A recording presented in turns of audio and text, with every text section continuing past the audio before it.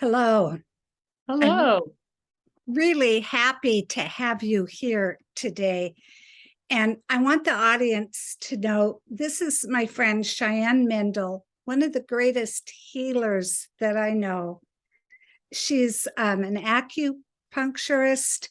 She is a medical dowser, and I think she's going to share some of that with us. And it's been such a gift to me.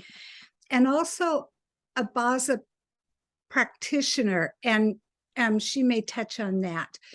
But for me, she's a spirit sister and part of my soul group, and I am just delighted.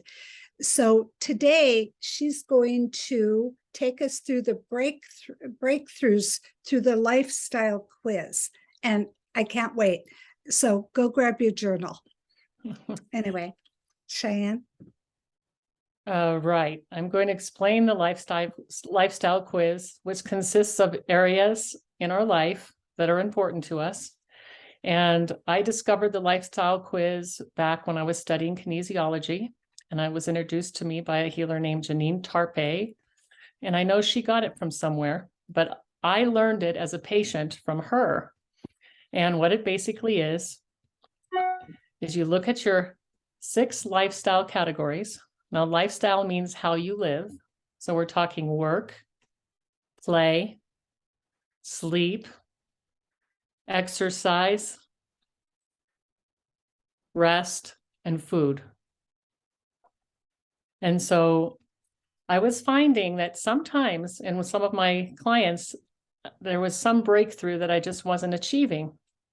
And when I learned about the lifestyle quiz, it was amazing what can come up.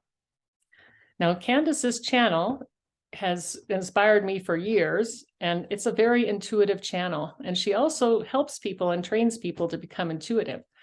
So this is about going within and getting some answers about your lifestyle. So we're not actually going to go into the quiz by doing and someday maybe we'll do an experience of how that works. But I'm going to explain how it works and how you can get some really pivotal information about your own health primarily, but really about your life by taking this quiz. It does require some intuition from yourself. Just like when you journal, you are writing down the bones of your soul and you're getting intuition from inside. This is a way for you to get information from what I call the body elemental, which is a healing force. The body heals itself. This is a way to get at some great things. I'm going to introduce the quiz and tell you how it works, and then break down the categories so you can get an idea of the kind of breakthroughs that you can have that you might not even know. So the way it works is you just write those words down on a blank sheet of paper on the left-hand side, and work and play kind of go together, rest and sleep, and food and exercise. You get kind of in a meditative state, and you just take a little quiz, and the quiz is very subjective because it's how you feel. You can also listen deeply, and you ask the question, how happy am I in my work category? You go inside, 50%. Rest, I'm beat, that's like 10%. Could be subjective, or you could be getting answers inside. Sometimes people feel like God is talking to them, but you can get the answer. So you basically just get a rating. One of those categories might be glaringly low, glaringly unhappy. And so that quiz is all there is. There's no judgment on the quiz. It's just for you to have an idea. And the second part of the quiz is you ask the question, what can I do to bring this category up? I use a 0 to 10 quiz. You can use 0 to 100 percentage. It doesn't matter. Whatever your rating system is, you'll know which one is needed or not. I think numbers work. And so I want to talk to you a little bit about the categories. So, well, not everybody works, Cheyenne. They tell me. Yes, they do. Everybody has a work category. Yes, some people have a job. Some people work 40 hours. Some people have 2 jobs. Some people in other communities have to have 3 different jobs. And sometimes what I found with a lot of my clients, when they meditated on the work category, especially if it was low, there was just one area of the work that was really low. Maybe one client they had took 60% or 35% of the time. But actually sitting down and meditating on that gives you an idea about that. Or maybe, maybe there's a baby. A baby doesn't have a work category. Yes, they do. A baby's job is to eat and sleep and poop and do other things. I bring up that category because one of my little tiny infant clients came to me, and I was led to do the lifestyle category. I had no idea why. And it turned out that the work category was really low and the baby was constipated. And what came out of the dowsing was that in that family, they were giving negative messages about bowel movements, like, ooh, stinky diaper and stuff like that. And it was the child internalized it. That's part of the baby's work. That's a great job. Mm-hmm. And so we shifted that and said, great job. And it shifted that. I know many people as adults with problems had a similar reaction towards that. When you're an intuitive person, you're okay to talk about bowels. If you have a hard time tuning into how you're doing and even having a look in the commode, then that's being separate from your body elemental and not being on board as a team with what's happening. So that's the work category. There's many different works. The blessing in life is to do when your work is your play. And a lot of people achieve that. Okay. Play category, some certain folks have a certain hard time with it. They don't even want to look at it because play is silly. They've judged it as silly or not necessary. But play is really necessary as a pillar in those 6 pillars of lifestyle. If you aren't having play and you're all work, it's really damaging. And so there's a few people in this world that don't know how to play, don't know what it is that they love. And so getting information, like if you have a really low play category or you're really resigned because you're working so hard, but you're not, maybe your play category is something else. Maybe it's play can be watching television, play can be walking. This is all subjective. Oh, I love to garden. That's my play. Well, I don't love to garden. For me, gardening is exercise. My body registers that as exercise and a little bit of work. Other people, that's their play. For me, I played the piano for a time, and for me, piano registered in my system as work. My right and my left hand that were communicating in my brain. And for me, it was work. Other people, they get lost and it's play. And so this is a really subjective category, but it's really important to find what brings love and joy in your heart and do it. The surprising thing is sometimes your play category might be a 2%, say out of 100, and you incorporate just a few minutes of play a day and it shoots way up.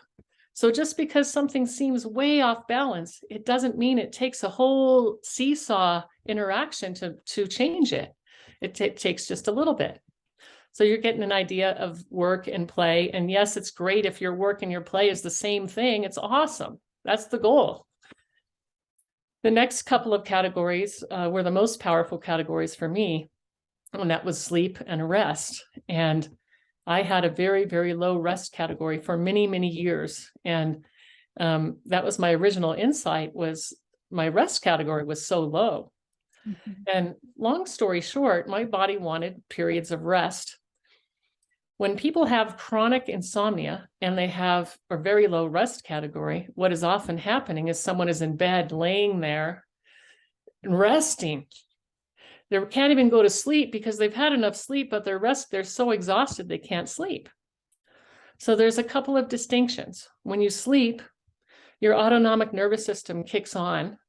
You're sleeping, you're breathing without controlling it. It's working. And there is some kind of alertness. If there's a sound or something, it'll bring you out, but you're in your subconscious. When you're resting, your frontal lobe is activated, but everything else, including that autonomic nervous system, can kind of shut down because someone's there minding the store in case something is needed. And so there's a lot in our culture about people like, I'm going to detox, I'm going to do this. But when you detox, when you're exhausted, you actually break down tissues in your system, and it's very, very difficult. When you're doing a cleanse or you're going through, say, an emotional cleanse, it's good to rest. And when you rest, you'll burn glucose. But the glucose, when you're detoxing and doing other things, if you're trying to be too active, you're not able to feed your brain and maintain your endocrine system in a more peaceful way. And so there's different questions you can ask about the sleep. I know sleeping is difficult for some folks, and I know there's a large percent of the population that uses assistance to sleep, and it's one of the more important pillars. So I understand and I get it. When you start going inward and writing things down about your sleep, you might find out a few things. Some people have found out they need to move their bed. In some cases, they get a download, they need to just clean all around their bed, under the bed and everywhere else. And everything clears up, or they just need to open their window once a day. It's amazing what kind of information can come out to create a restful and peaceful environment. A lot of people get honest about their schedule that they really can handle. If you're a night owl, one of the more recent tests I gave was, it turns out the kid was a true night owl, and the parents were true night owls. And I finally just said, can you just let the kids sleep in and just, use your schedule? And the kid still got 10, 11 hours of sleep, but in a different schedule for the kid. And it was better. It was more relaxing. So it's important not to fight our biorhythms and to tend to the needs. And I basically want to give as many people permission to rest. And one of the best ways to allow yourself to rest is the phrase, "Thank you for asking me to do that for you. Let me get back to you on that." If you're very well versed in not creating more and more to do, you will get more rest. And so you got to be a gatekeeper with just putting things off just for a few minutes if you have a hard time, like me, in overcommitting. And so I learned a lot in that category. The next two categories are food and exercise. And so many things can be said about that. There's so many diets. What do you think about this diet? What do you think about this diet? I think there's so many individuals. They're all valid. And the more you can tune into your intuition, not only will your bloodstream be effervescence with vitality, you'll actually be able to take more time in procuring what you put in your mouth. And so just putting a little consciousness on it. I find when I gave my clients a job to take a food diary down, their behavior instantly got better. Nothing was done, nothing, but they started writing things down. It's just putting our consciousness on it. And so my favorite way to make a breakthrough with food is in very incremental ways.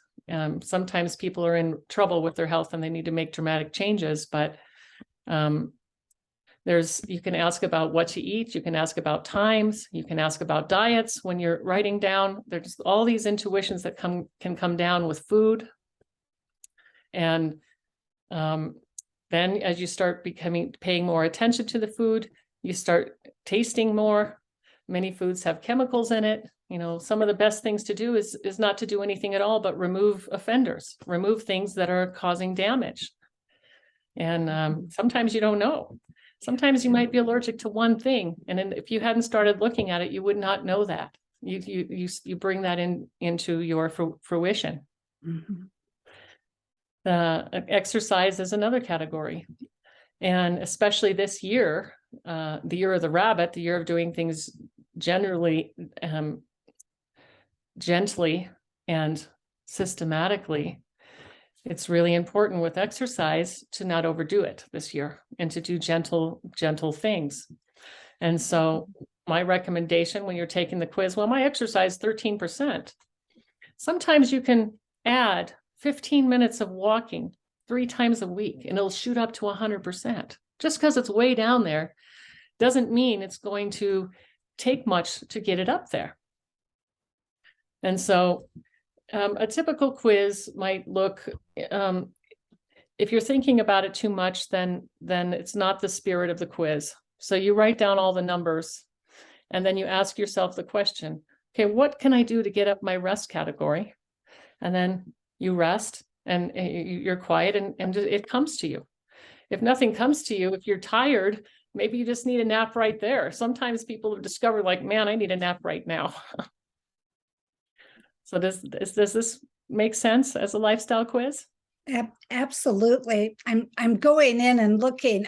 It's hard for me not to just want to go in and do this right now, but I was going in and looking at one of my levels, and yeah, one of the things, Cheyenne, that I've learned about myself is I have this part of me that drives me, but the body, the physical can't keep up with that. So I'm learning that. And so one of the things that I just got, which was really helpful, and I know it, that I have to integrate it, is to focus on less, just continually less. And I love that. But it's, I tend to expand, and then I create all this stuff, and then I contract. And so I've probably got 4 quilts upstairs I should finish, but I've also got the colors of one I want to start. So anyway, this is helpful. I'm going to go in and get this figured out. I'm a Baza practitioner, and I'm very blessed with that part of my work. I love it. It's play and it's work. But there's a certain amount of charts that I can do, and then it's not play anymore. Right. And people say nobody's work is all play. You just have to work. I know we've all worked for years and years and years and just put through it. And we can bring joy into whatever we do. And that's also a gift of consciousness. But you can find things out about yourself that you might not have right at the surface. And if you are willing to look at your work, and what is my work? Maybe your job really isn't your true work. Maybe your body's asking you to bring something forward, write that book, or clear the deck, or not do a certain thing. And just because you get the information doesn't mean you have to act on it right that minute. You can meditate on it, you can get more information. But there are breakthroughs in the lifestyle, because lifestyle is how we live.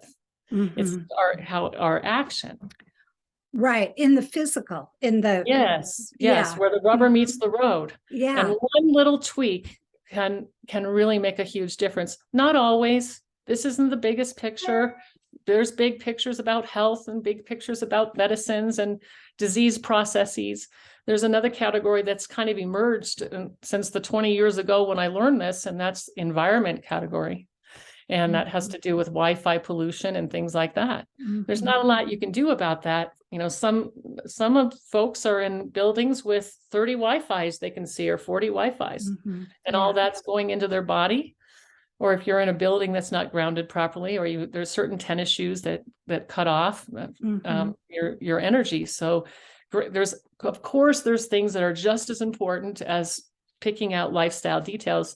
This is just a fun one. Right. And if you have a hard time getting information, there's a lot of people that are watching this, because Candace and I have different reaches now, because I was in Colorado for 20 years.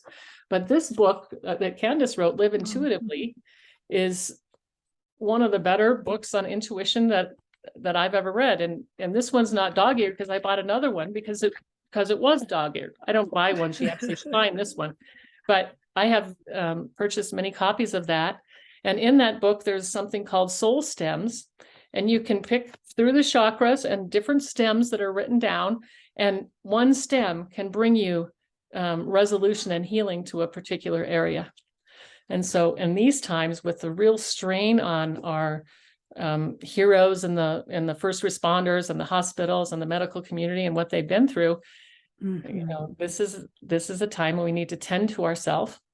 If it's difficult to get into emotional things like this, or tuning in, and you can't do it, or it's very difficult, that's a sign that there's a toxicity in those chakras. There's an overwhelm in emotions, resentment, revenge, or retaliation, or anger.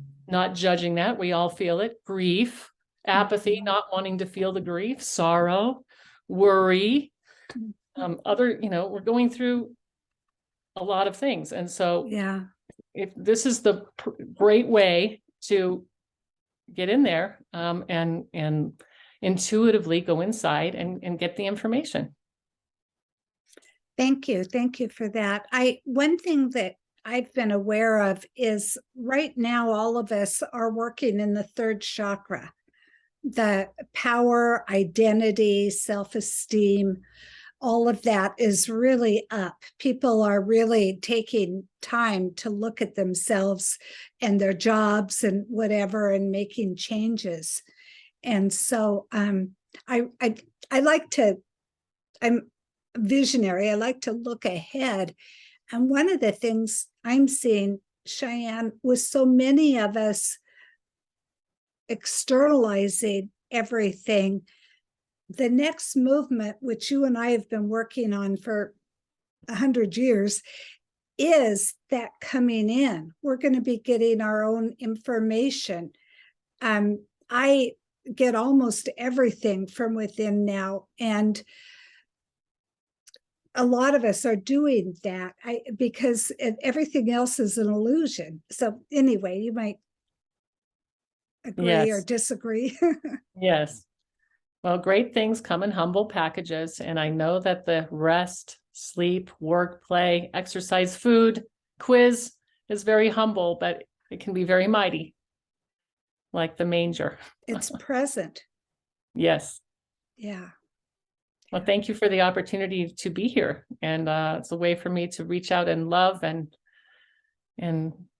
be with my wonderful human beings. Well, thank you for sharing this. I just applaud you, honey. Thank you. Thank you. Bless you. Bless you. Bye. Bye.